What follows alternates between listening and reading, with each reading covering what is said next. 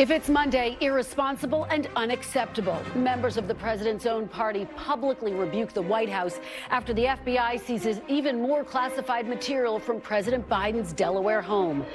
Plus, Lunar New Year massacre. Investigators, victims, and residents are all searching for answers after a gunman opened fire on a Los Angeles area dance hall over the weekend. One of the worst mass shootings in California's history. And a case of conflict and looming chaos. It's back to business as usual on Capitol Hill as a divided Congress fights over the debt limit and who will serve on key committees.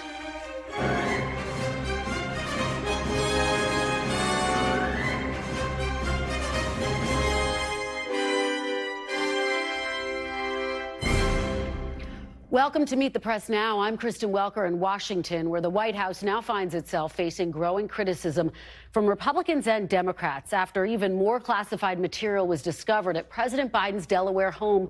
Over the weekend, the president's attorneys disclosed that the FBI had conducted a 13-hour search of the president's Wilmington, Delaware home on Friday. Agents found an additional 6 items consisting of documents with classification markings, according to the president's personal counsel. The White House has not disclosed what those items were. Critically, we do not know how many classified documents have actually been found. The description of this latest batch of 6 items could mean 6 folders, 6 boxes, or 6 hard drives containing dozens, even hundreds of classified documents. We just don't know. Still, the president's now the 4th known discovery of classified material at Mr. Biden's home or office. The president ignored shouted questions about those documents upon returning to Washington today. But the White House counsel's office is expected to brief reporters this hour and again is insisting it's cooperating with investigators. Look, I think the American people are smart enough to understand what's going on here. And when it comes to his, the standing of the president with the American people, they can see that he is taking this course of action of believing in the rule of law and being cooperative with the Justice Department. And when it comes to his standing, they also know that he's focusing on the priorities that matter to them. 2 Senate Democrats, Joe Manchin and Dick Durbin, are now publicly criticizing the White House. Oh, I think he should have a lot of regrets. Yeah, I would think that. I said, whoever's responsible. I mean, if I hold people accountable, and I use whether it be my chief of staff or my, my staff that we're doing this, and I'm looking at, then I'm going to hold someone accountable. But basically, the buck stops with me. To think that any of them ended up in boxes in storage, one place or the other, is just unacceptable. Now, unlike the FBI's search of former President Trump's Mar-a-Lago home last summer, the White House says it specifically invited the FBI to search the premises and that a search warrant wasn't issued. All of this comes at a pivotal point in the Biden presidency as he prepares to deliver the State of the Union in just 2 weeks with an expected re-election announcement after that. And it's all happening amid a West Wing shakeup, with sources telling NBC News President Biden's chief of staff, Ron Klain, is expected to step down in the coming weeks. He will be replaced by someone who's developed a reputation as something of a Mr. Fix-It, Jeff Zients, who recently oversaw the government's coronavirus emergency response. Joining me now with the very latest on these developments, NBC's Mike Memley outside the White House, and with me on set, NBC Justice and Intelligence correspondent Ken Delanian. Mike, I want to start with you, and I know that a briefing was underway there at the White House. So what is the very latest that the White House is saying about all of this? Well, Kristen, it won't surprise you to learn that Karine Jean-Pierre today from the podium at the White House referred most of the questions that we have, and we have a long list of them about what happened over the weekend, to the White House counsel's office. And we'll get potentially some more answers when we get a briefing from representatives from the counsel's office in just a few minutes. But let's just underscore the really significant news from over the weekend, the fact that the sitting president of the United States had his personal residence searched by the Justice Department officials over on Friday. Not just the fact that it happened, it took more than 12 hours going through, according to the statement from the president's own lawyer, Bob Bauer, everything from memorabilia to scheduling lists, to-do lists, and obviously a long trove of handwritten notes and other documents as well. They took into their possession, and they used the term items. We use that term notably, not documents in this case, because that's what they deemed to be in the purview of the DOJ investigation. And I think most significantly, Kristen, the fact that not just documents from the time when Biden served as vice president, but also documents from his time in the U.S. Senate. I think we're at a moment, Kristen, when even as it's significant that the White House and his lawyers are arguing that they invited the DOJ officials in for this search, that this was not the result of a warrant, it does sort of represent a pivot point from when the Biden team has had at least some control over their discovery of these documents to a point when it's the special counsel who is going to be calling the shots completely here. And so the fact that they are talking about items from his time as a senator, I think represents the fact that this investigation can go in all sorts of ways beyond what we all were talking about just a few weeks ago when this first broke, which was a few pages of documents from his office in the documents from his final days as vice president to a potentially much longer and much wider period of time. Absolutely. I think a lot of eyebrows were raised when we saw that those documents date back to his time at the Senate. You know, Mike, and I appreciate your powering through your live shot despite the sirens blaring behind you. I do want to ask you about what we heard from his Democratic allies over the weekend, because I was really struck, and I heard this in my private conversations with Democrats as well, which is that when he came out and said there's no there there, that I have no regrets, they questioned that messaging coming from the president himself, because this is so early on in a special counsel investigation. And then just hours after I had some of those conversations, of course, we learned that his Wilmington home had been searched by the FBI. What are his allies saying about the messaging coming from the White House and from the president himself, Mike? Well, the president said there was no there. Well, FBI investigators found more there at the president's personal residence. And if there are no regrets, Democrats clearly think the president should have some at this point about what has transpired here. It is interesting that we didn't hear from Karine Jean-Pierre any questions about their reaction to some of these questions coming from Democrats. But if we want to talk, Kristen, about all the ways in which this document probe involving President Biden is different from the probe into the former president, Donald Trump, one of the clear, I think, differences just this example provides is the fact that Democrats are going to be more likely to express concern, and already are, than potentially we have seen over time for Republicans who either sidestepped or defended President Trump through the myriad of investigations during his presidency and since then. And that's a concern because, you know, the White House felt very good coming out of the midterms that a lot of the doubts about Biden as the leader of the Democratic ticket in 2024 were put to rest by the fact that Democrats had a largely successful, at least defying historical trends, midterm elections. And now, as the president wants to launch his re-election campaign on the strongest possible footing, he wants to speak to the nation at the State of the Union address, not as a candidate, but as a president. Well, a lot of Democrats are going to see him on that rostrum and worry that he's the target of a DOJ probe, and that's going to really hurt the Democrats' ability to speak to the terms that they want. They still think they have a strong message to make, and the question is if he's the right messenger to do it at this point. Yeah, Mike, it's such an important point, and of course it all comes amid a shakeup inside the West Wing. Ron Klain, the current chief of staff, will be out in the coming weeks. Jeff Zients, who oversaw the coronavirus response, will take over that critical role at this critical moment. Ken, let me turn to you, and let's talk about some of the legal questions swirling around all of this. I mean, you can't fit them on one sheet of paper, right? And one of the top ones is we just don't know how many actual classified documents we are talking about. What are the key questions for you right now? Well, the way that statement from Bob Bauer, the president's attorney, was worded over the weekend was so curious. 6 items containing documents with classified markings, an unspecified number of documents. So what are we talking about here? 6 banker boxes full of hundreds of documents, 6 electronic devices. They just left that question open, and it's not clear to me or to the sources that I'm talking to why they did that. What would the reason be behind not being very specific? It clearly wasn't 6 classified documents, or they would have just said that. The other thing here is this is a leaving aside the question of criminality, this is a significant spill of classified information. This is now the 4th discovery of classified documents, as Mike said, going back to potentially President Biden's time in the Senate, which goes back decades. So at the very least, somebody was reckless, sloppy. It's not how the system's supposed to work. So that's, if nothing else, that's the there at the center of this. And it's a big deal. And for Joe Biden to be writing off like that, a lot of people who, in my world, in the national security world, are very troubled by that. Yeah, and Senator Manchin on Meet the Press over the weekend was making the point, it's very hard to actually leave the Senate with a classified document. So that undoubtedly will be one of the key questions. Ken, what do we know about the level of classification, and how might that factor into a DOJ investigation? It's important, right? And not only just the level, because there's a lot of overclassification in the government. So newspaper articles have been classified top secret SCI if they relate to, say, a drone strike that just by officials having them might confirm a classified program. So, but we know from our own reporting that at least one of these documents found was that designation, the highest level of classification, top secret. That's a big deal. Those documents are not supposed to be out of special facilities.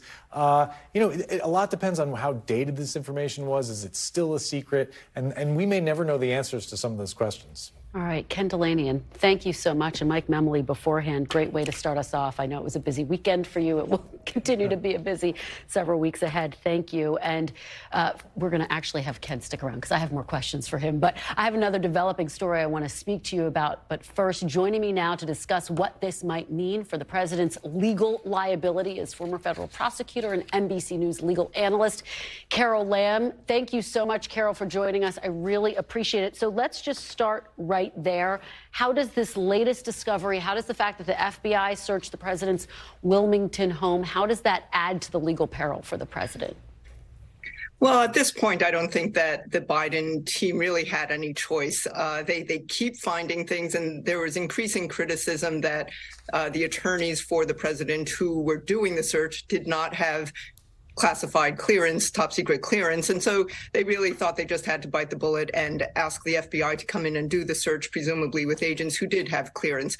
So that's not that much of a surprise to me, and I don't think it really affects the outcome of the case. I will address what Ken said in his very good wrap-up of what had happened, that one of the reasons that the things that were taken might have been described in this very vague way, items containing classified documents, is because that may be all the president's team knows at this point. That is the way FBI agents often put on the inventory of items they've seized. That's the way they describe it. Remember, they're doing a search. They don't know what they're going to come up with, and they may have just characterized it that way on the inventory, which is left at the premises that was searched. So that it may literally be that Biden's team does not know what exactly was taken at this point from the president's residence. But what does this mean in terms of what the man who is ultimately going to make the decision, Merrick Garland, with respect to both of these special counsel investigations, what does it mean in terms of possibly ultimate charges?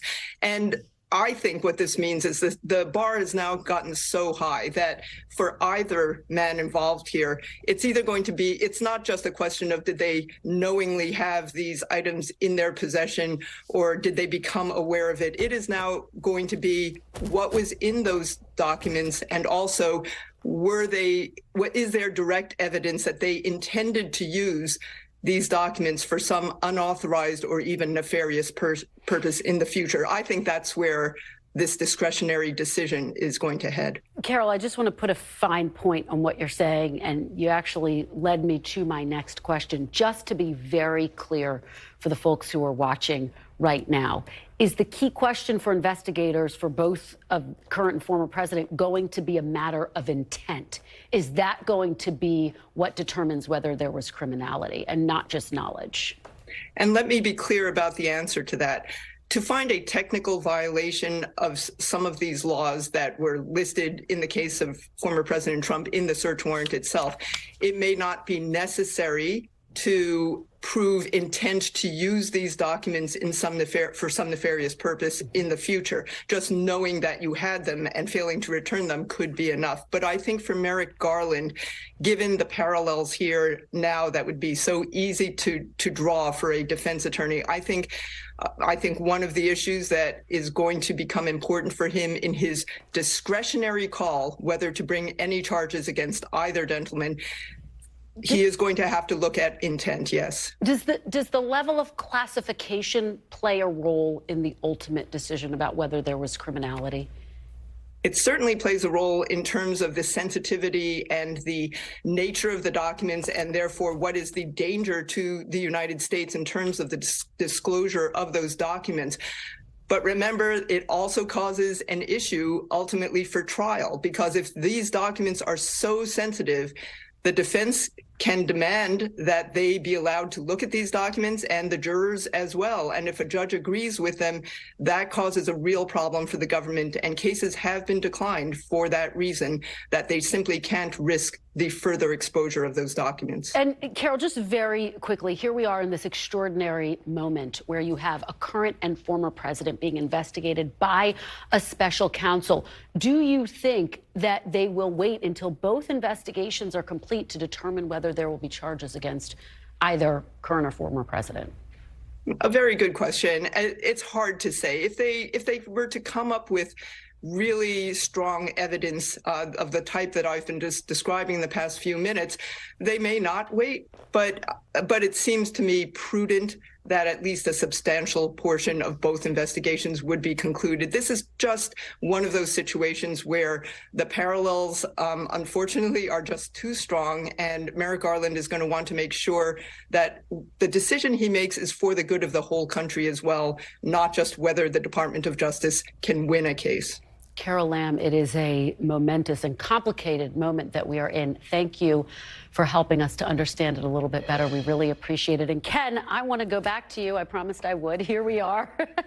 You're covering another developing story. A former FBI official was arrested. Let me just read what he's alleged to have done. Allegedly for money laundering, violating Russian sanctions, and taking money from a former foreign agent. What do we know about this? This is a shocking case, Kristen. Charles McGonigal is his name. He, by the way, pleaded not guilty just moments ago and was released on a $500,000 bail, allowed to travel inside the United States, but needs permission to leave the country. He was a longtime and high-ranking FBI official who headed the New York Counterintelligence Office. So his job, in part, was to protect the country from foreign influence. But these charges, both brought in New York and D.C., two separate indictments, accuse him of profiting from foreign influence, both while he was in the FBI and then later after he left. They say that he took $225,000 while an FBI agent from a former foreign intelligence official and didn't disclose that on his form to the FBI and had a conflict of interest. And then after he left, he's accused of helping a Russian oligarch, Oleg Deripaska, evade U.S. sanctions. And the indictment points out he had classified information about Deripaska while he was still in the government. It appears to have traded on that after he left. So a very serious case. Ken, quickly, is there any indication that counterintelligence may have been compromised by him? The indictments don't say that explicitly, but they certainly raise that question, and that's the subject of our future reporting, Kristen. Wow, this is just a stunning development. All right, Ken Delanian, thank you so much. Really appreciate your covering all of the developing stories for us. Before we go to break, an update. 4 members of the extremist group, the Oath Keepers, were just found guilty of seditious conspiracy this afternoon for their roles in the January 6th attack on the Capitol. The jury delivered a verdict after a 5-week trial where prosecutors argued the defendants participated in a conspiracy to stop the transfer of power. This is the second group of Oath Keepers to be found guilty of seditious conspiracy after the group's founder, Stuart Rhodes, was convicted alongside another member in October.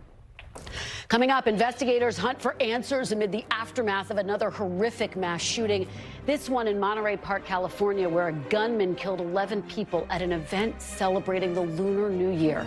We'll have the very latest from the ground next. Plus, Congress and conflict return to the Capitol as House Republicans battle the White House and Democrats over the debt limit and key committee posts. You're watching Meet the Press Now. Stay with us.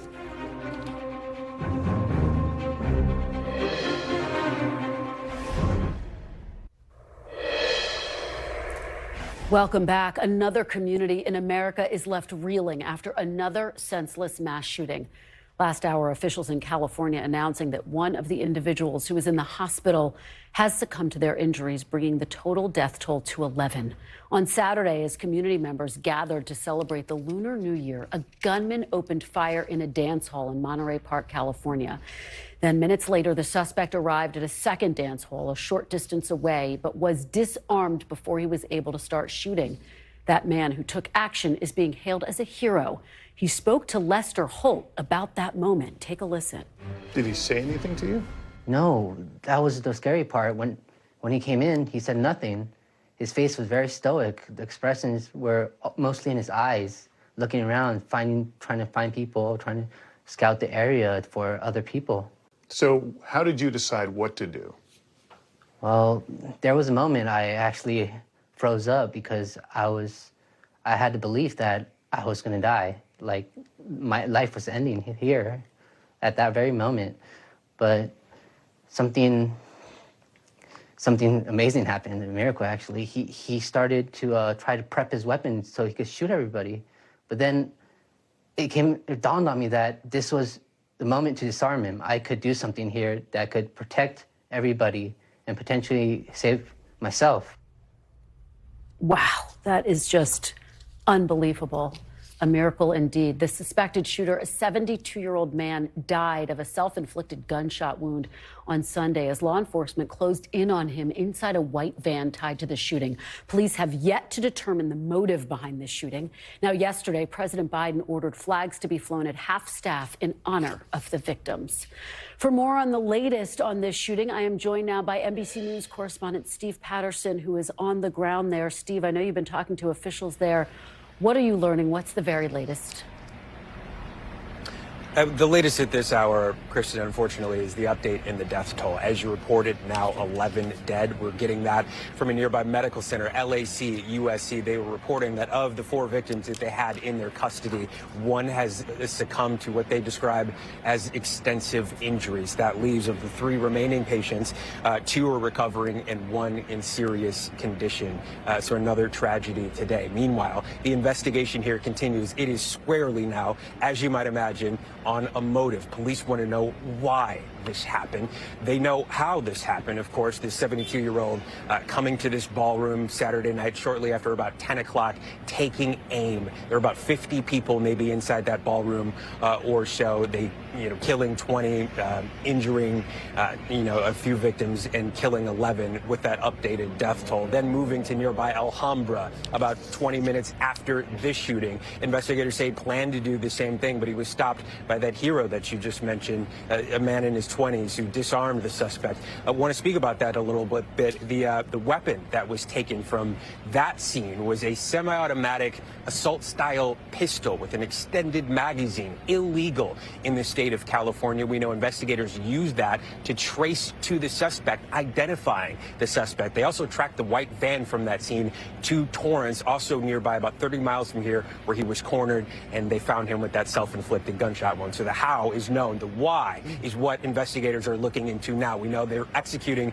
a search warrant at his home in Hemet, California, which is not too far from here as well. And they are looking into things that witnesses and people that knew him are saying. Obviously, with his age and the fact that he's known to this community, they're looking at a personal connection. His ex-wife has given statements to the press. She's saying that they met maybe 20 years ago or so at this ballroom, and that ever since then, he's been a part-time instructor, so very well known to this community. They're looking at connections here and the second scene in Alhambra, but again, another day of tragedy with that updated death toll. We know that there is a press conference scheduled for about an hour from now with the Sheriff's Department. We expect to learn a whole lot more about this situation and maybe more about a motive. That's what everybody wants to know here.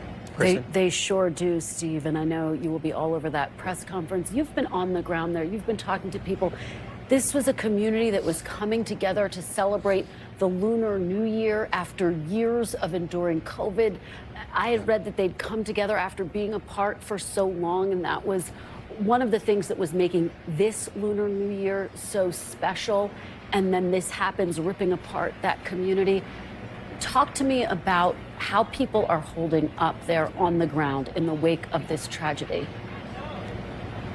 Well, it's not just COVID, Kristen. In the wake of everything that happened with the pandemic, we saw these increase of attacks on the AAPI community. So they've had to deal with almost a dual tragedy on top of the fact that this shooting now occurred. One woman spoke to a producer who's standing right next to me, just came to deliver flowers to the scene, had no connection to the ballroom, was not in there at the time, just wanted to bring her son to remind him that they can still be strong, to show their reserve resolve in the face of all this, but they are going through it. I mean, I think it is abject shock. You have to remember this community, one of the safest, it's thought to be one of the safest in the country, 65% Asian American, and really a place that hasn't experienced a tragedy on this level. So I think there is a whole lot of shock here. There's a lot of resolve, though. People are strong. They say they will move on from this, that this is not something that is going to keep the community down.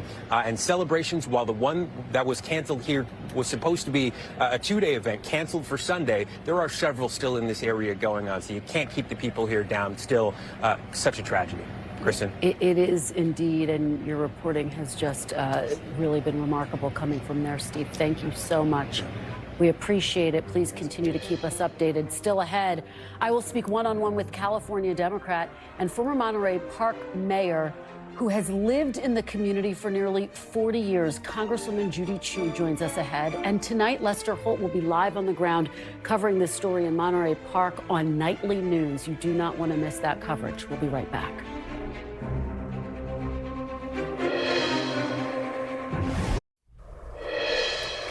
Welcome back. Another day, a round of sniping on Capitol Hill on an issue that could wreak havoc with the global economy. With Congress back in session, Senate Majority Leader Chuck Schumer went to the floor moments ago to challenge Republicans to identify which specific spending cuts they are calling for ahead of the early June deadline to raise the debt limit. According to Schumer, Republicans have been reaping political benefits for calling for spending decreases without saying where they are actually willing to cut. Take a listen to what he had to say. If Republicans want to show that they can govern effectively, they're off to a pretty poor start. It's not enough to hide behind the old GOP talking point about wasteful spending. When you're in the majority, substance counts.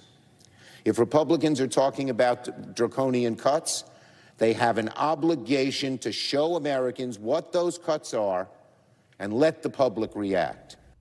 Joining me now on set is Lisa Desjardins, correspondent for PBS NewsHour, Faz Shakur, senior advisor to Vermont Senator Bernie Sanders, and Republican strategist and an NBC News political analyst, Rick Tyler. Thanks to all of you for being here. Happy Monday. No shortage of topics to discuss. Lisa, let me start with you. The debt ceiling, we have seen these fights before. Where does this one stand right now? This looks like it's going to be messy, and I'll give you two reasons for that. One is that Republicans don't really have a plan for what they want. They don't have clear asks, and some of the Republicans who are really getting us to the point of saying they might block the debt ceiling, what they really want are changes in the process, and to a degree they've already gotten that. So that's going to be tricky. The other thing I'm paying attention to is I believe the base support on both sides is supporting moving both parties away from any kind of agreement. Republicans are feeling more and more justified about risking the debt ceiling. So I think it's going to be a long and very potentially dangerous few months. Yeah, like many fights, it will likely come down to the wire. You bring me to an important point, though, which is where are the cuts? What do Republicans actually want to see? Chuck, over the weekend on Sunday, pressed Nancy Mace to identify some cuts. Take a listen to what she had to say. Do you have one thing you're ready to put on the table as a spending cut that you think both parties can accept? Well, I think, obviously no cuts to Medicare, Medicaid, or Social Security. That's a non-starter for either side. But otherwise, it's up to, I would lean on the agency heads. Rick, how problematic is the argument that we want cuts? But Nancy Mace is saying, I'm going to lean on the agency heads to identify the cuts. Is that sustainable? Well, I think it's problematic in messaging because she didn't have one.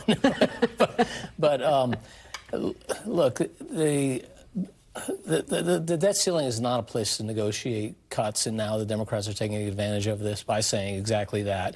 There's nothing wrong with wanting to have limited, smaller government. That's what the Republicans used to believe that. I'm not quite sure they believe that anymore, so it falls a little bit on deaf ears with me. But I think you're exactly right. They want process and control, but this, again, is not the place to fight that. I don't agree with that. I think they are going to, with negotiation, I think they are going to negotiate, particularly because Joe Biden is at his core a legislator, and legislators who've been around a long time, it's in their DNA to negotiate. So they will negotiate and compromise because especially if, in fact, they head down this road and we have economic consequences. It will be Democrats and Republicans who pay for this. Nobody wins in this. Republicans have more to lose, but the Democrats will pay too. You're right to point that out about President Biden, though, and he said we're going to talk to them.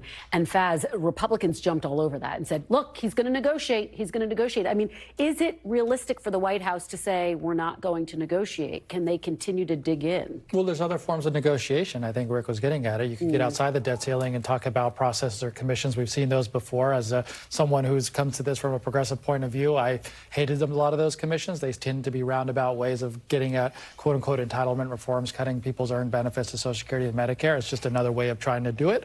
That's why I don't like those processes. That said, it's still a different kind of process than trying to hold the debt ceiling hostage as a way to get at it. And I think the president's on strong ground to say there'll be nothing attached to the debt ceiling. It must be done cleanly. It seems like an easy battle to pick and to win. And the Republicans right now, I don't think have a desire for an alternative course. Well, it's interesting. Over the weekend, Senator Manchin said that he thinks the White House should negotiate. And Faz, he said he's actually open to increasing the payroll tax. Well, he's a good right. He's a good example of. That's a Bernie Sanders position, though. Right. If you put that on the table, you're not talking about cuts to Medicare or Social Security. You're actually talking about increasing funding to them to extend the life of them. Now, if we're talking about improving Social Security, there's plenty of great ideas, and I think those could be done in a way outside of a debt ceiling increase that, again, fosters bipartisan support and does it to some kind of a process. Rick, you're smirking. Oh, go ahead. Go ahead, Lisa. I think for sure, and to be clear, there will be negotiations, and I think there was a real messaging mistake by the White House there because everyone knows you're going to negotiate in some form, and almost everyone agrees we really do have a debt problem. You know, that's a bipartisan sentiment, and President Biden would agree with that. So why didn't they say instead the debt ceiling must be raised? That's it. We will consider talking about our spending and taxing separately. But instead, the no negotiation stance reads strange to a lot of people, I think. Rick, how would that have come off to Republicans? Yeah, my smirk was coming off. I do agree there's a lot of ways to reform Social Security. I don't think we'd agree on any of them, but the current, at least the current system is not sustainable in its current form. But having said that, I don't think that debt ceiling, again, that's not the place to negotiate all of this, reforming Social Security. There should be lots of efforts to do all of those things. But it doesn't look good I think on the Republicans' part that they're willing to put the economy at risk to not raise the debt ceiling. You know, one of the things that I heard over the weekend just in talking to folks is what leverage does McCarthy have? Because how can he sit down and guarantee a deal, Lisa, when we saw how fractured his caucus is just to elect him to the speakership? I mean, how can he say to the White House, you've got a deal? And I'm going to deliver the votes. That's right. In Congress, you get leverage from two things, from your votes and from the perception of your strength as a leader. Nancy Pelosi did not have the strength of votes, but she had a great deal of strength and perception and a great deal of consistency in how she approached things.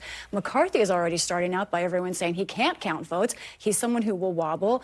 That really undermines his position from go. And I think he's going to have to decide at some point, does he support something that all of these holdouts will not, that will vote against later down the road? I want to talk about committee assignments, but just very quickly, Rick, what role do you think McConnell can play in this? Oh, he'll play a key role because he doesn't want the government to default, and he's been around a long time, and he knows the president very, very well, and he will be the negotiation. By the way, it's not just the Republicans because most of the Republicans would pass a debt ceiling, and there's clearly enough Democrats and Republicans to pass a debt ceiling like today, immediately.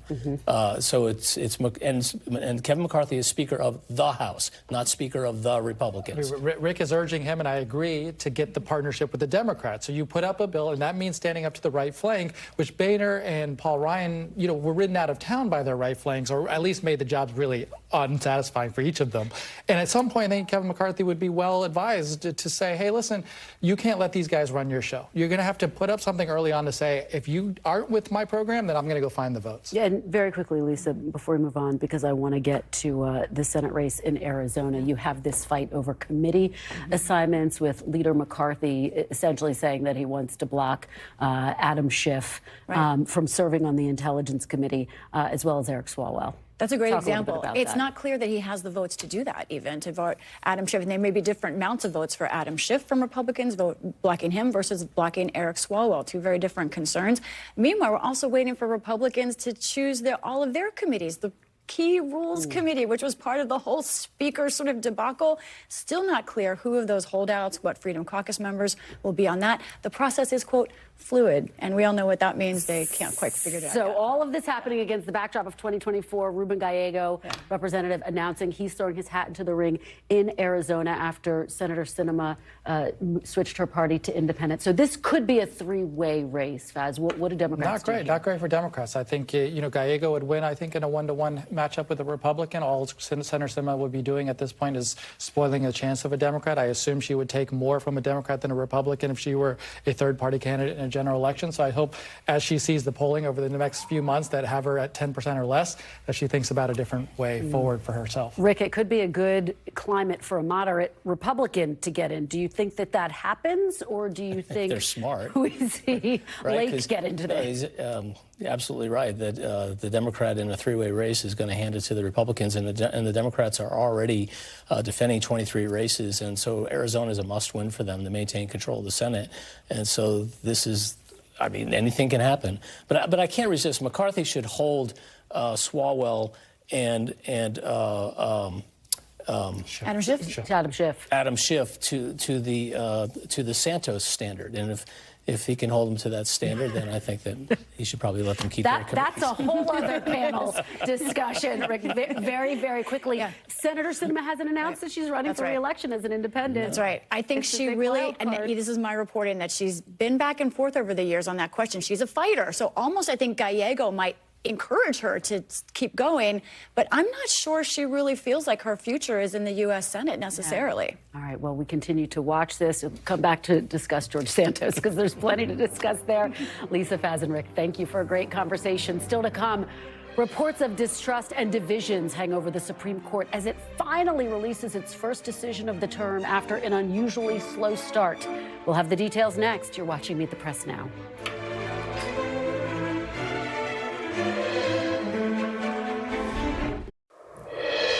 Welcome back. The Supreme Court handed down its first decision of the judicial term today, not just of this year, of the entire 2022-2023 term. The justices ruled unanimously against a Navy veteran in a technical dispute over disability benefits. Usually the first decision comes down in December, meaning the court is nearly a month behind schedule. 4 months into its 9-month term. The delay is another unusual moment in what has been a very abnormal year for the Supreme Court. Today's decision comes just days after the court announced the findings, or lack thereof, of its internal investigation into the leak of the draft of the Dobbs abortion case last May. NBC News senior legal correspondent Laura Jarrett joins me with more on today's decision. Laura, welcome to NBC. It's great to be my with you. chance to welcome you here. We are thrilled that you are here. Thanks. So talk about this delay. What do you make of the fact that it's coming so late into the term? Was it because of this internal investigation over the leak? The silence was so striking. I mean, to go so long, as you said, a historic length of period, to have not heard anything. We expected today to get a bunch of opinions, maybe not the most consequential ones, but we thought we'd see at least a few. Not so much. So the question is, what gives? And I think that investigative report that we saw last week could shed some light on what's going on behind the scenes, because part of that report was explaining how lax the record keeping is. People are taking documents home. So to the extent that they've been sort of hardening or shoring up some of those lax systems, maybe that's why things are taking so long. Maybe not. Maybe it's just they can't reach consensus on some things because of that Dobbs leak. Oh, that's interesting. Well, I do want to talk to you about the investigation. This was an internal investigation. They did not determine who was behind the leak, which was unsatisfying for a lot of people. They did interview the justices, but not under oath. What are some of your big takeaways from the investigation? What do you think the impact will be on the court? If they really wanted to get to the bottom of who was actually behind this thing that they said was the worst thing that had happened in modern history to the court, there were a lot of things they could have done that they didn't do. Namely, they could have gotten the FBI in there. They couldn't have, sort of done a deeper dive instead of having an internal investigation by essentially the person who just watches over security. So I think there are real questions about why they chose to go another route. Now, having said that, what they did do was quite thorough. They did a number of interviews. They searched people's phones. But again, if they really wanted to get to the bottom of it, it seems like there were other ways they could have gone about it. And they didn't make the justices sign affidavits, which I should mention they did make other people do. They didn't do for the justices. One of the things that struck me is that you had some of the people who were interviewed acknowledge, yes, I told my spouse, I told my partner about this draft decision. What do you expect will be the impact, the crackdown on security, if you will? Will there be one? Are you expecting to see stiffer standards? Yeah, I think you can see the report outline some steps that you could take. Normally, you know, when you and I go to print things here at work, you actually have to scan your badge. They're not doing that at the Supreme Court, which, considering how sacred these documents are, it's pretty incredible how lax the record keeping had been. We'll see what the effect, if any, it has. But for an institution that shrouds itself in trust and honor and real secrecy, I think this has really shaken its core because of that trust. They had sort of gotten away with the honor system for so long, which it appears they can't anymore. I'm glad you characterize it that way. Just very quickly, are you expecting, because the court has been shaken to its core, will this be a more tense season for the court and session? I think so, and I think you've already seen the justices say that outside of court. You've seen them talk about sort of how much of an impact it's had and a detrimental one it's had. Now, whether it has for court relations itself, we're not behind the scenes. We don't know for sure, but you can see in sort of the questioning already of what's happening on the bench that there's some bristling there. There's something going on behind the scenes, and it's shaken them. Well, it's going to be a fascinating year ahead. Lord Chair, we are so glad to have you here. Thanks One so of much. many times we'll be sitting together. I hope so. Yes, I hope so too. Thank you. Good to see you. Up next, Congresswoman Judy Chu joins me one-on-one. But first, in today's Meet the Press Minute, nearly a decade ago, in April 2013, Senators Joe Manchin and Pat Toomey tried and failed to pass a bill requiring background checks to buy a gun at a show or online. Here's Senator Toomey 5 years later, still advocating for that legislation following the February 2018 shooting in Parkland, Florida. There's no part of the law that would have mandated that information make it into the background check system. How would your bill deal with that? It wouldn't.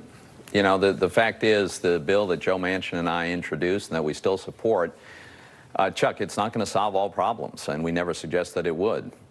And one of the challenges that we face is what to do about someone who's clearly mentally deranged, but they haven't acted out yet in a way that allows you to adjudicate them as dangerously mentally ill, or they haven't committed a crime. Clearly, in this case, there were all kinds of warning signs that were advertised, right? They were communicated, and nothing was done. That's a problem. I think there's an important discussion to be had about a temporary restraining order on somebody who's evidencing some serious dangerous behavior. There'd have to be due process so that couldn't be used as a weapon against someone inappropriately. But look, our legislation, I think, would be very constructive. I still support it, but I'm not going to suggest it would solve all problems.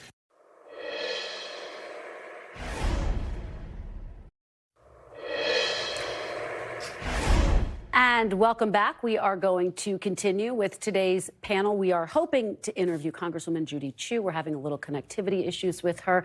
Until we get her back, my panel is back. Thank you all for being here. I do want to discuss one of the big topics that we weren't able to address in our first panel, which is this major shakeup at the White House. Faz, let me start with you. Here you have Ron Klain, the chief of staff, set to depart in just a matter of weeks, sometime after the State of the Union. He has really been someone who progressives have a good relationship with. I spoke to someone on the Hill who said he's someone who Mitch McConnell feels like he can have a straightforward conversation with and can work with. How big of a deal is this in Jeff Zients' descent? Ron is very hard to replace. He's very good at his job. He's very competent, works extremely hard. He seems to respond to every tweet or phone call or email simultaneously. I don't know how he does it, but he's very good at his job and very straightforward, very honest. I think that Jeff Zients, and my interactions with him, is also a very decent person who cares about making government function and reflects the decency of Joe Biden. I think the challenge for him, though, is this is a very highly political environment. You're heading into a potential re-election. You got the Republican leading the House, and I think it's not a governing majority. It's really combat, and there's a bit of warfare that I don't know if that's his biggest skill set, and he may need some people around him who accentuate that. Rick, what do you make of this and that point? I mean, here we are. The president is expected to announce he's running for re-election. He hasn't officially done it yet, but assuming he does, I mean, that's going to be a key part of this role that Jeff Zients is going to take over. Knowing what you know of a Jeff Zients, is he the person to lead this presidency into 2024? I know Ron from MSNBC, who I'm appearing on television with him, and you're right, he's always honorable and decent and has answered my emails. but look, being chief of staff is just an impossible job under any circumstances or presidents, because it's such a huge role. People don't last forever there. I haven't heard what he's going on to do next? Is there the possibility that he does play a role in the political campaign as opposed to being chief of staff? And maybe that's the outside, because he has served in that role with the president and other roles for when he was senator for a very, very long time. So I suspect he'll stay somewhat close to President Biden. I think you're absolutely right about that. And my reporting suggests that Ron is going to be very engaged in 2024 on the outside. But Lisa, take us inside the reaction on Capitol Hill this weekend when we all learned about this news. What were folks saying to you? Because again, he, from my conversations, was seen as someone who can work with progressives, who can work with Republicans, who can work with moderate Democrats. I mean, how are they taking this news on the Hill? Do they think that they'll be able to work with divided government with Jeff Zients? You know, I think a lot of Democrats reflect what we just heard from Fez, which is that Ron Klain is really going to be hard to replace. However, there is a hope that perhaps there can be a more unified and clear, everyone on the same page kind of thrust going forward for some Democrats. There were moments in that first year of the Biden agenda where there was internal dispute, and that's going to happen, and Joe Biden sometimes encourages that. He likes to have that on his staff. But they're hoping that things can be maybe not quite as rocky and fiery. And actually, they probably will be regardless who's there, because most of the Biden agenda, most of that kind of push has already happened. This is happening at an extraordinary moment, though, where we now have a current president and a former president who are being investigated by a special counsel. And Jeff Zients is going to have to take over that as well, Faz. I mean, that's going to be a big part of his portfolio now. Yeah, I mean, Jeff Zients has had a good career managing the fallout of Obamacare, you know, like the budget negotiations, COVID, of course. Those were diving into the bowels of government, making it work. This is not that. This is combat and warfare on a political scale in which, you know, I think he's going to be tested, and I think people will want to push him around, and hopefully he's got some desire and ability to engage in a different kind of skills than he's done in the past. All right. We now do have Congresswoman Judy Chu. Thank you to all of you. Congresswoman, I hope you can hear me. Thank you so much for joining me. My deepest condolences to you and to your community for the loss of those 11 lives. Can you take me inside your heart and your head when you learned about this shooting? It has been a horrific 24 hours. I woke up yesterday morning learning about a gunman who shot 10 people dead and wounded 10 others. Now that number has increased to 11. But what was even more terrifying for the community was that the shooter was active, and they didn't know whether they should go to events or not, whether this shooter might just come in and do this to them. So we were urging them to continue on with their lives and continue on to these Lunar New Year celebrations, continue to send their kids to the schools. But you could see the fear in their eyes. So it wasn't until 5 p.m. When Sheriff Lunar announced that the suspect had indeed been caught and that he committed suicide in that white cargo van, that our community could feel relieved at not being threatened by a shooter. But now we are in this period of recovery, of healing. And I'm hearing the stories about the victims. In fact, I just came from the crisis center, which is helping the victims and doing those legal notifications. There is going to be so much involved in their recovery. And some of the victims that are in the hospitals are really having a time with it. In fact, 7 are still in hospitals and some are incubated. Well, I know you will continue to stay close with those families. I understand you spoke with President Biden as well. Can you characterize that conversation? Did you ask him for anything specifically for your community, and what did he say to you? I spoke to President Biden and Vice President Kamala Harris. President Biden and Vice President Harris expressed their deep condolences, and they wanted to make sure that the community knows that they have been thinking about us, but also they provided all kinds of federal resources. In fact, I just have to say that the federal resources such as the FBI, ATF, and all kinds of agencies were there in force yesterday helping us to capture the suspect. And they want to extend condolences to the victims as well. Congressman, I know you have called for expanded background checks. You've called for stiffer gun legislation. Is this a moment where you will revive the push for that? Or given the fact that Washington is now divided, do you think that this is a moment where that can't happen? We have to continue to raise our voices. I, of course, have a greater reason to raise my voice, but, you know, we cannot stop. We know that it is a tough road in this Congress, but we need everybody's help to tell their representatives if they are reluctant to vote for such things, this kind of mass shooting could happen in their communities. It could happen to their constituents. It could happen to their family and to their loved ones. And if we want to make sure that everybody is safe and that everybody can be at peace, then we have to stop this proliferation of gun violence. Yeah. Congresswoman Judy Chu, our condolences again. Thank you for joining us. Our thoughts will be with you and your community.